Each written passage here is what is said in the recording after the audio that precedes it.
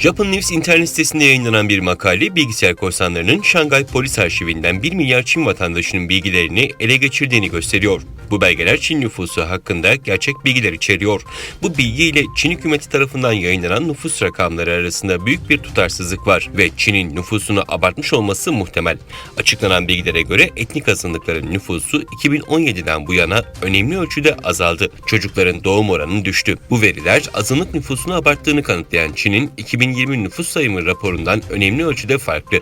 ABD'deki Komünizm Kurbanlarını Anma Vakfı'nın araştırmacısı Dr. Adrian Zenz tarafından Ağustos 2021'de yayınlanan bir rapora göre Çin'in Doğu Türkistan'ın güneyinde uyguladığı doğum kontrol politikaları nedeniyle bölgede Müslüman Uygur Türklerinin nüfusu 20 yıl içinde 1/3 oranında azalabilir. Washington merkezli Uygur Hareket Örgütü Başkanı Ruşen Abbas, Malezya'da temaslarını sürdürüyor. Uygur Hareketi'nin sosyal medya hesabından dün yapılan açıklamada, durdurak bilmeden dünyanın dört bir tarafında Uygur soykırımının durdurulması için hareket eden Ruşen Abbas, bugün Malezya parlamentosunda milletvekilleriyle Uygurları Çin'in toplama kampından kurtarma yollarını tartıştı ifadeleri kullanıldı. Solomon Adaları Dışişleri Bakanı resmi ziyaret kapsamında bulunduğu Yeni Zelanda'nın başkentinde açıklamalar yaptı.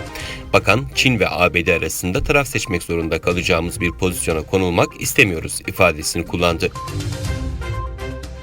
ABD ve Çin arasında yaşanan teknolojik gerilimi daha da artacak gibi görünüyor. New York Times'ta yer alan habere göre ABD hükümeti Çin ordusu tarafından kullanılabilecek gelişmiş bilgi işlem teknolojilerine yeni ticaret kısıtlamaları getirmeye hazırlanıyor.